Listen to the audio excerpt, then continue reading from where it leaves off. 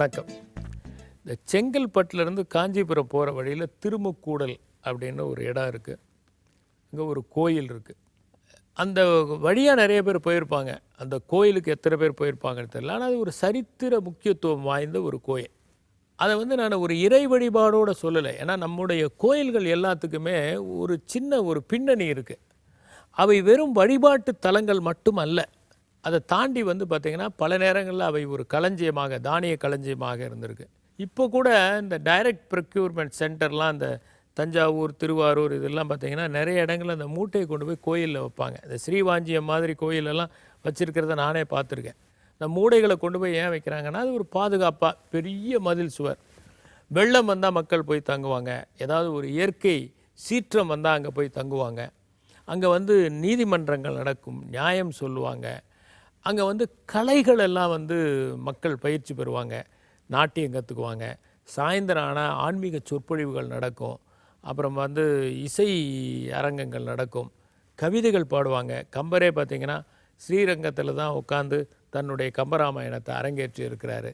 இது மாதிரி சேக்கிடார் தில்லையில் அரங்கேற்றினார். இப்படிலாம் நிறைய விதமான பயிற்சிகளுக்கு அந்த கோயில் இடம்பெற்றிருக்கிறது. இந்த திருமுக்கூடல் ஒரு காலத்தில் பார்த்திங்கன்னா அது ஒரு சின்ன யூனிவர்சிட்டி மாதிரி. வீரராஜேந்திரன் காலத்தில் அது சோழ மன்னன் வீரராஜேந்திரன் காலத்தில் ஒரு யூனிவர்சிட்டி மாதிரி நிறையா கல்வி சொல்லி கொடுக்குற விஷயத்துக்கெல்லாம் அது பயன்பட்டது அப்படிங்கிறத நம்ம படிக்கிறோம். ஆக ஒரு கோயில் அப்படிங்கிறது என்னென்னா ஒரு வழிபாட்டு தலம் அல்ல. அதை தாண்டி மக்களுக்கு தொடர்ந்து அறிவையும் அன்பையும் ரசனையையும் வளர்த்து கொள்வதற்கு வாய்ப்புகளை உருவாக்கி தருகிற ஒரு இடமாக இருந்திருக்கிறது. இதுதான் ஒரு கோயில். இன்றைக்கி நம்ம அந்த கோயிலை இவ்வளவு சிறப்பு வாய்ந்த கோயில்கள் கிட்டத்தட்ட நம்மக்கிட்ட 34,000 கோயில்கள் இருக்குது தமிழ்நாட்டில். அதில் கிட்டத்தட்ட ஒரு 500-600 கோயில்கள் மிகப்பெரிய கோயில்களாக இருக்கும். அதில் எப்படியும் 200-300 கோயில்கள் 1000 ஆண்டுகளுக்கு மேற்பட்ட கோயில்கள். ஒரு தோராயமாக சொல்கிறேன் நான். இப்போ இந்த கோயில்கள் எல்லாம் இவ்வளவு சிறப்பு வாய்ந்த கோயில்கள் இருக்குது. நாம் வழிபடுறதுக்கு தான் கோயிலுக்கு போகணுங்கிறது இல்லை. சும்மா கூட போனீங்கன்னா அந்த கோயிலை பார்த்திங்கன்னா அங்கே இருக்கக்கூடிய அந்த சிற்பங்கள், அங்கே இருக்கக்கூடிய அந்த ஓவியங்கள். இப்போ தஞ்சாவூர் பெரிய கோயிலில் இருக்கக்கூடிய சோழர்கால ஓவியங்களில் ஒரு நாய் ஒன்று இருக்குது. அந்த நாய் அலங்கு அப்படிங்கிற ஒரு நாய். நல்ல உயரமாக கம்பீரமான ஒரு நாய். பார்த்திங்கன்னா கிரேட் டேன்னு இன்றைக்கி சொல்கிறோமே அந்த அளவுக்கு பெரிய ஒரு நாய் சோழர்கள் காலத்தில், ராஜராஜ சோழனுடைய காலத்தில் இருந்திருக்கு. அந்த நாயை பற்றி டெஸ்மண்ட் மாரிஸ் டாக்ஸ் அப்படிங்கிற புத்தகத்தில் மென்ஷன் பண்ணியிருக்கார். டெஸ்மண்ட் மாரிஸ் நிறையா கேட்ஸு, டாக்ஸு, பேர்ட் பாடி வாட்சிங், அனிமல் வாட்சிங், ஹார்ஸ் வாட்சிங், இந்த மாதிரி நிறைய புத்தகம் எழுதியிருக்கார். அப்போ அந்த அழகுங்கிற ஒரு நாய் என்னென்னா one of the most ferocious dogs. அவ்வளவு அது இன்றைக்கி அது இருந்துச்சுன்னா உலகத்திலேயே தலை சிறந்த ஒரு நாயாக இருந்திருக்கும். ஆனால் அது ஏதோ அழிஞ்சு போச்சு. இப்போ நாம் அந்த மாதிரி ஒரு நாய் இருந்ததுங்கிறத கூட ஒரு கோயிலில் இருக்கக்கூடிய ஒரு ஓவியத்தை பார்த்து தான் நம்ம கற்றுக்குறோம். இன்றைக்கி அந்த கோயில்களை நம்ம எப்படி அணுகிறோம் பார்த்திங்கன்னா, ஒரு கோயிலுக்கு போனால் அதில் ஒரு டிசிப்ளின் இல்லை. எப்படியாவது முன்னாடி போகணும். நாம் தட்டில் பக்கத்தில் நின்றுட்டு இருக்கும்போது வேறு யாராவது கையை விட்டு தீபாராதனை காமிக்கிறது. அப்புறம் திடீர்னு சில பேர் பாட ஆரம்பிச்சிருவாங்க. அதாவது நாம் பாடுறது மற்றவங்களுக்கு ஏன்னா பல பேருடைய பல குரல் இருக்கும். எல்லாருடைய குரலும் ரசிக்கும்படி இருக்குது. நம்ம குரல் நமக்கு ரசிக்கும்படி இருப்பதனாலே எல்லோருக்கும் ரசிக்கும்படி இருக்க வேண்டும் என்று எதிர்பார்க்க முடியாது. பாடுவாங்க திடீர்னு.